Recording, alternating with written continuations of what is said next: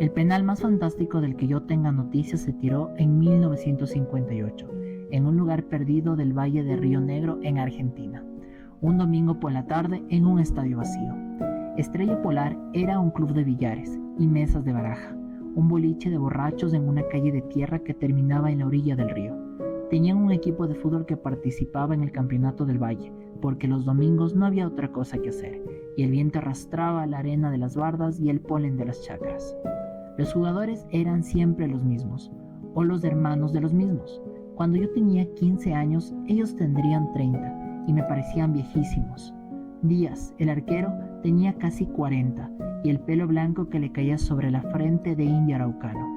En el campeonato participaban 16 clubes, y Estrella Polar siempre terminaba más abajo del 10º puesto. Creo que en 1957 se habían colocado en el 13º lugar, y volvían a sus casas cantando, con la camiseta roja bien doblada en el bolso porque era la única que tenían. En 1958 empezaron ganándole a Escudo Chileno, otro club de miseria. A nadie le llamó la atención eso. En cambio, un mes después, cuando habían ganado 4 partidos seguidos y eran los punteros del torneo, en los 12 pueblos del valle se empezó a hablar de ellos. Las victorias habían sido por un gol, pero alcanzaban para que Deportivo Belgrano, el eterno campeón, el de Padini, Constant Gauna y Tata Cardiles, quedara relegado al 2º puesto, un punto más abajo. Se hablaba de Estrella Polar en la escuela, en el ómnibus, en la plaza, pero no me imaginaba todavía que al terminar en otoño tuvieran 22 puntos contra 21 de los nuestros. Las canchas se llenaban para verlos perder de una buena vez. Eran lentos como burros y pesados como roperos, pero marcaban hombre a hombre y gritaban como marranos cuando no tenían la pelota. El entrenador, un tipo de traje negro, bigotitos recortados, lunar enfrente y pucho apagado entre los labios, corría junto a la línea de toque y los azuzaba con una vara de mimbre cuando pasaban a su lado. El público se divertía con eso, y nosotros, que por ser menores jugábamos los sábados, no nos explicábamos cómo ganaban si eran tan malos. Daban y recibían golpes con tanta lealtad y entusiasmo que terminaban apoyándose unos sobre otros para salir de la cancha mientras la gente les aplaudía el 1-0 y les alcanzaba botellas de vino refrescadas en la tierra húmeda. Por las noches celebraban en el prostíbulo de Santa Ana y la gorda Leticia se quejaba de que se comieran los restos del pollo que ella guardaba en la heladera. Eran la atracción y en el pueblo se les permitía de todo. Los viejos los recogían de los bares cuando tomaban demasiado y se ponían pendencieros.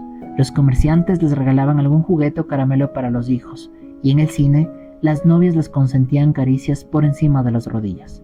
Fuera de su pueblo, nadie los tomaba en serio, ni siquiera cuando le ganaron a Atlético San Martín por 2-1. En medio de la euforia perdieron, como todo el mundo, en barda del medio, y al terminar la primera rueda, dejaron el primer puesto cuando Deportivo Belgrano los puso en su lugar con 7 goles. Todos creímos, entonces, que la normalidad empezaba a restablecerse, pero el domingo siguiente ganaron 1-0 y siguieron con su letanía de laboriosos, horribles triunfos y llegaron a la primavera con apenas un punto menos que el campeón. El último enfrentamiento fue histórico por el penal.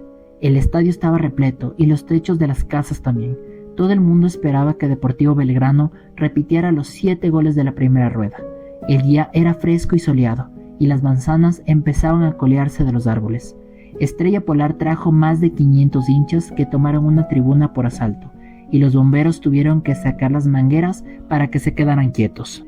El referee que pitó el penal era Herminio Silva, un epiléptico que vendía las rifas del club local, y todo el mundo entendió que se estaba jugando el empleo cuando a los 40 minutos del segundo tiempo estaban 1-1 y todavía no había cobrado la pena por más que los del Deportivo Belgrano se tiraran de cabeza en el área de Estrella Polar y dieran volteretas y malabarismos para impresionarlo.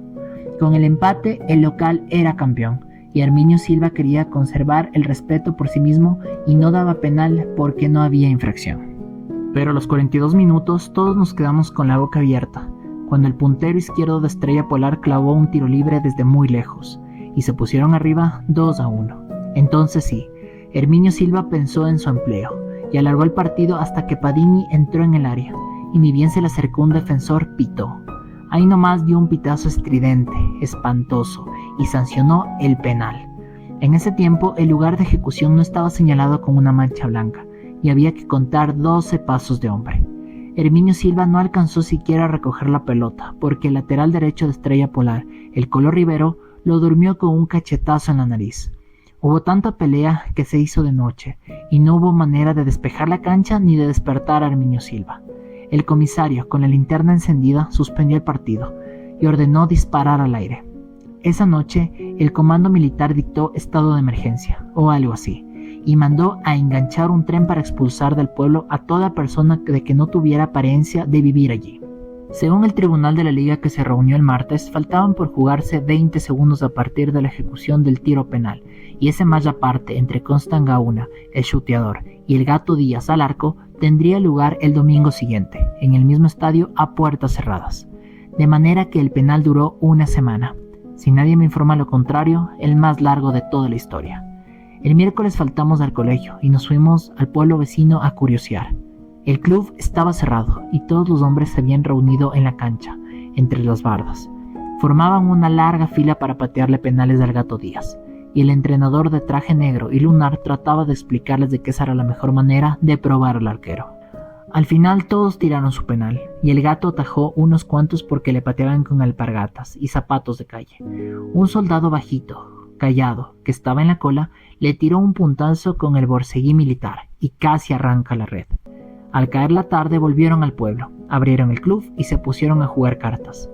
Díaz se quedó toda la noche sin hablar, tirándose para atrás del pelo blanco, y duró hasta que después de comer se puso un escarbadientes en la boca y dijo: «Constante los tira a la derecha».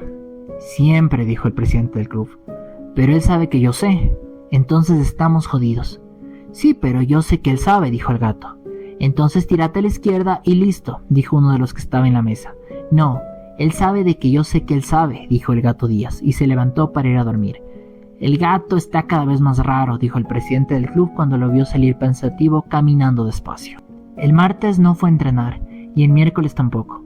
El jueves, cuando lo encontraron caminando por las vías del tren, estaba hablando solo, y lo seguía un perro con el rabo cortado. «¿Lo vas a atajar?», le preguntó ansioso el empleado de la bicicletería. «No sé, ¿qué cambia eso?», preguntó. «Que nos consagramos todos, Gato. Les tocamos del culo a los maricones de Belgrano. Yo me voy a consagrar cuando la rubia de Ferreira me quiera querer», dijo y silbó al perro para volver a su casa. El viernes, la rubia de Ferreira estaba tendiendo la mercería cuando el intendente del pueblo entró con un ramo de flores y una sonrisa ancha como una sandía abierta. «Esto te lo manda el Gato Díaz, y hasta el lunes vos decís que es tu novio». «Pobre tipo», dijo ella con una mueca y me miró las flores que habían llegado de Neuquén por el ómnibus de las 10:30. A la noche fueron juntos al cine. En el entreacto el Gato salió al hall a fumar y la rubia de los Ferreira se quedó sola en la media luz, con la cartera sobre la falda, leyendo 100 veces el programa sin levantar la vista. El sábado a la tarde el Gato Díaz pidió prestadas 2 bicicletas y fueron a pasear a las orillas del río. Al caer la tarde la quiso besar, pero ella dio vuelta la cara y dijo que el domingo a la noche tal vez, después de que atajara el penal en el baile. «¿Y yo cómo sé?», dijo él. «¿Cómo sabes qué?». «Si me tengo que tirar para ese lado». La rubia Ferreira lo tomó de la mano y lo llevó hasta donde habían dejado las bicicletas. «En esta vida nunca se sabe quién engaña a quién», dijo ella. «¿Y si no lo atajo?», preguntó él. «Entonces quiere decir que no me crees», respondió la rubia y volvieron al pueblo. El domingo del penal salieron del club 20 camiones cargados de gente, pero la policía los detuvo a la entrada del pueblo y tuvieron que quedarse a un costado de la ruta esperando bajo el sol. En aquel tiempo y en aquel lugar no habían emisoras de radio ni forma de enterarse de lo que ocurría en una cancha cerrada, de manera de que los de Estrella Polar establecieron una posta entre el estadio y la ruta. El empleado del bicicletero subió a un techo desde donde se veía el arco del Gato Díaz, y desde allí narraba lo que ocurría a otro muchacho que se había quedado en la vereda, que a su vez transmitía a otro que estaba a 20 metros, y así hasta que cada detalle llegaba a donde esperaban los hinchas de Estrella Polar. A las 3 de la tarde, los 2 equipos salieron a la cancha vestidos como si fueran a jugar un partido en serio. Herminio Silva tenía un uniforme negro, desteñido pero limpio, y cuando todos estuvieron reunidos en el centro de la cancha fue derecho hacia donde estaba el Colo Rivero, que le había dado el cachetazo el domingo anterior y lo expulsó de la cancha. Todavía no se había inventado la tarjeta roja, y Herminio señalaba la entrada del túnel con una mano temblorosa de la que le colgaba el silbato. Al fin, la policía sacó empujones al Colo, que quería quedarse a ver el penal. Entonces el árbitro fue hasta el arco con la pelota apretada contra una cadera. Contó 12 pasos y la puso en su lugar. El Gato Díaz se había peinado a la gomina y la cabeza le brillaba como una cacerola de aluminio. Nosotros lo veíamos desde el paredón que rodeaba la cancha, justo detrás del arco, y cuando se colocó sobre la raya de cal y empezó a frotarse las manos desnudas, empezábamos a apostar hacia dónde tiraría Constante Gauna. En la ruta habían cortado el tránsito y todo el valle estaba pendiente de ese instante porque hacía 10 años que el Deportivo Belgrano no perdía un campeonato. También la policía quería saber, así que dejaron que la cadena de relatores se organizara a lo largo de los 3 kilómetros, y las noticias llegaban de boca en boca apenas despaciadas por los sobresaltos de la respiración. Recién a las 3:30, cuando Herminio Silva consiguió que los dirigentes de los dos clubes, los entrenadores y las fuerzas vivas del pueblo abandonaran la cancha, Constante Gauna se acercó a acomodar la pelota. Era flaco y musculoso, y tenía las cejas tan pobladas que parecían cortarle la cara en dos. Había tirado ese penal tantas veces, contó después, que volvería a patearlo a cada instante de su vida, dormido o despierto. A las 4:04, Herminio Silva se puso a medio camino entre el arco y la pelota. Se llevó el silbato a la boca y sopló con todas sus fuerzas. Estaba tan nervioso y el sol le había machacado tanto sobre la nuca que cuando la pelota salió hacia el arco, el referee sintió que los ojos se le reviraban y cayó de espaldas echando espuma por la boca. Díaz dio un paso al frente y se tiró a su derecha. La pelota salió dando vueltas hacia el medio del arco y Constante Gauna adivinó enseguida que las piernas del Gato Díaz llegarían justo para desviarla hacia un costado. El Gato pensó en el baile de la noche, en la gloria tardía y en que alguien correría a tirar la pelota al córner porque había quedado picando en el área. El petizo Mirabelli llegó primero que nadie y la sacó afuera, contra el alambrado, pero el árbitro Herminio Silva no podía verlo porque estaba en el suelo, revolcándose con su epilepsia. Cuando todo Estrella Polar se tiró sobre el Gato Díaz, el juez de línea corrió hacia Herminio Silva con la bandera parada, y desde el paredón donde estábamos sentados vimos que gritaba: «¡No vale! ¡No vale!». La noticia corrió de boca en boca jubilosa, la tajada del Gato y el desmayo del árbitro. Entonces en la ruta todos abrieron las botellas de vino y empezaron a festejar, aunque el «no vale» llegaba balbuceado por los mensajeros como una mueca atónita. Hasta que Herminio Silva no se puso de pie, desencajado por el ataque, no hubo respuesta definitiva.